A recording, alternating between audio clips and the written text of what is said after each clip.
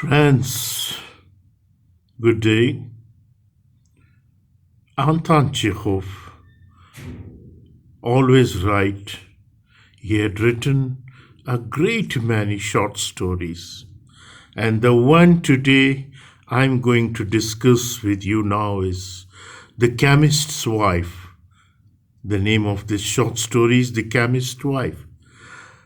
In the little town of B, consisting of 2 or 3 crooked streets, were sound asleep. There was a complete stillness in the motionless air. Nothing could be heard but far away. Outside the town, no doubt, the barking of a dog in a thin, hoarse tenor.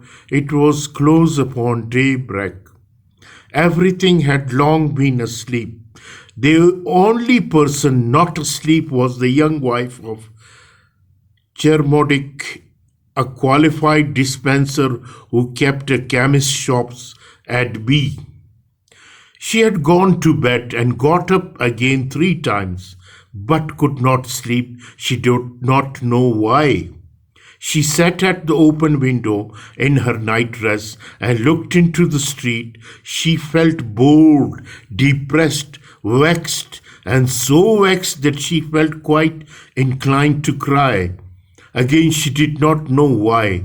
There seemed to be a lump in her chest that kept rising in her throat. A few paces behind her, Chermodic lay curled up close to the wall, snoring sweetly. A greedy flea was stabbing the bridge of his nose, but he did not feel it and was positively smiling, for he was dreaming. Not everyone in the town had a cough and was buying from him the king of Denmark's cough drops. He could not have been wakened now by the pinpricks or by the cannon or by the caresses. The chemist's shop was almost at the extreme end of the town, so that the chemist's wife could see far into the field. She could see the eastern horizon, growing pale by degree, then turning crimson as though from a great fire. A big, broad-faced moon peeped out unexpectedly from behind bushes in the distance. It was red as a rule when the moon emerged from behind bushes. It appeared to be blushing. Suddenly, in the stillness of the night, there came the sounds of footsteps and a jingle of spurs. She could hear voices. There must be an officer going home to the camp from the police captains, thought the chemist's wife. Soon afterward, 2 figures wearing officers' white tunic came into the sight, one big and tall, the other thinner and shorter. They slouched along by the fence, dragging one leg after the other and talking loudly together. As they passed the chemist's shop, they walked more slowly than ever and glanced up at the windows. "It smells like a chemist," said the thin one, "and so it is. Ah, I remember. I came here last week to buy some castor oil. There is a chemist here with a sore face and the jawbone of an ass. Such a jawbone, my dear fellow. It must have been a jawbone like that Samson killed the Philistines with." "My, yes," said the big one in a boss voice. "The pharmacist is asleep, and his wife is asleep too. She's a pretty woman, Teosoph. I saw her. I liked her very much. Tell me, doctor, can she possibly love that jawbone of an ass? Can she?" "No, most likely she does not love him," sighed the doctor, speaking as though he were sorry for the chemist. "The little woman is asleep behind the window. Teosoph, what tossing with heat, her little mouth half open and one little foot hanging out of bed. Tossing with the heat, her little mouth half open and one little foot hanging out of bed. I bet that fool, the chemist, doesn't realize what a lucky fellow he is. No doubt he sees no difference between a woman and a bottle of carbolic. I said, doctor, said the officer, stopping. Let's go into the shop and buy something. Perhaps we shall see her. What an idea in the night. What of it? They are obliged to serve one even at night. My dear fellow, let's go in if you like. The chemist's wife, hiding behind the curtain, heard a muffled ring. Looking round at her husband, who was smiling and snoring sweetly as before, she threw on her dress, slid her bare feet into her slipper, and ran to the shop. On the other side of the glass, she could see two shadows. The chemist's wife turned up the lamp and hurried to the door to open it. Yet now she felt neither vexed nor bored nor inclined to cry, though her heart was thumping. The big doctor and the slender Chekhov's walked in. Now she could get a view of them. The doctor was corpulent and swarthy. He wore a beard and was slow in his movement. At the slightest motion, his tunic seemed as though it could crack, and perspiration came to his face. The officer was rosy, clean-shaven, feminine-looking, as supple as an English whip. What may I give you? Asked the chemist's wife, holding her dress across her bosom. Give us 4 penny worth of peppermint lozenges. Without haste, the chemist's wife took down a jar from a shelf and began weighing out lozenges. The customer stared fixedly at her back. The doctor screwed up his eyes like a well-fed cat, while the lieutenant was very grave. It's the first time I have seen lady serving in a chemist's shop, observed the doctor. There's nothing out of the way in it, replied the chemist's wife, looking out of the corner of her eye at the rosy-cheeked officer. My husband has no assistant, and I always help him. To be sure, you have a charming little shop. What a number of different jars, and you are not afraid of moving about among the poison. Brr.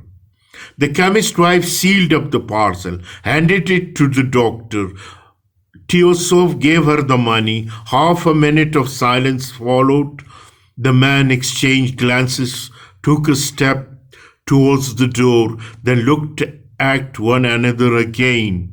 Will you give me 2 penny worth of soda? Said the doctor. Again the chemist's wife slowly and languidly raised her hand to the shelf. Haven't you in the shop anything such as, muttered Chekhov's, moving his finger, something, so to say, allegorical, revivifying? Seltzer water, for instance. Have you any seltzer water? Yes, answered the chemist's wife.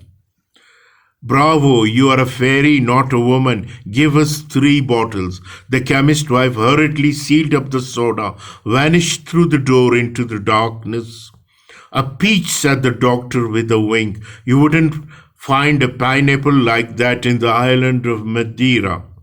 Hey, what do you say? Do you hear the snoring? Though that's his worship, the chemist, enjoying sweet repose. A minute later, the chemist's wife came back and set 5 bottles in the counter. She had just been in the cellar, so it was flushed and rather excited.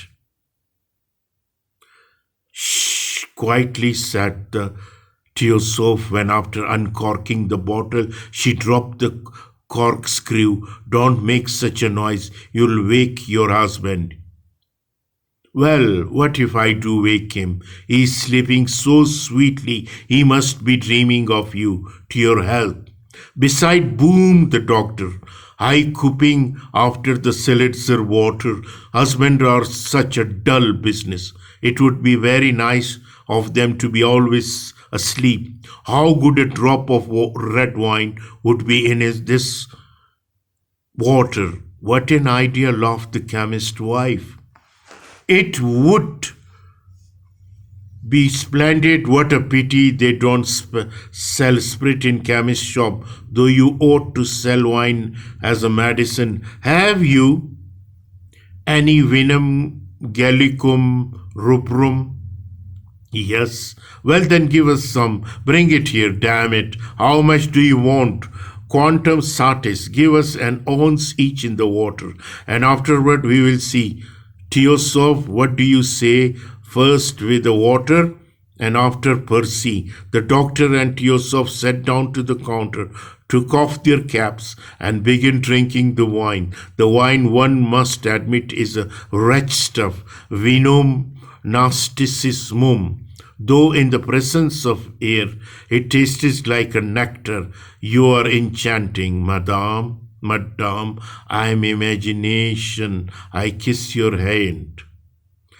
I would give a great deal to do so, not in imagination, said Teosoph. Oh, my honor, I'll give my life. That's enough, said Madame Chormodic, flushing and assuming a serious expression. What a flirt you are! Though the doctor laughed softly, looking slyly at her from under his brows. Your eyes seem to be firing shot. Piff puff, I congratulate you. You have conquered, we are vanquished. The chemist's wife looked at their ruddy faces, listened to their chatter, and soon she too grew quite lively. Oh, she felt so gay. She entered into the conversation. She laughed, flirted, and even after repeated requests from the customer, drank 2 ounces of wine. You officers ought to come in oftener from the camp, she said. It's awful how dreary it is here. I am simply dying of it. I should think so, said the doctor indignantly. Such a peach, a miracle of nature, thrown away in the wilds. Oh, well, Griboyev said, into the wild. So, Saratov, it's time for us to be off, though delighted to have made your acquaintance. Very how much do we owe you? The chemist's wife raised her eyes to the ceiling, and her lips moved for some time. 12 rubles 48 kopecks, she said. Teosoph took out his pocket, a fat pocket book, and after fumbling for some time among the notes, paid. Your husband's sleeping sweetly. He must be dreaming, he muttered, pressing her hand at parting. I don't like to hear silly remarks. What silly remark? On the contrary, it's not silly at all. Even Shakespeare said, happy is he who in his youth is young. Let go of my hand. At last, after much talk, after kissing the lady's hand at parting, the customer went out of the shop irresolutely, as though they were wondering whether they had not forgotten something.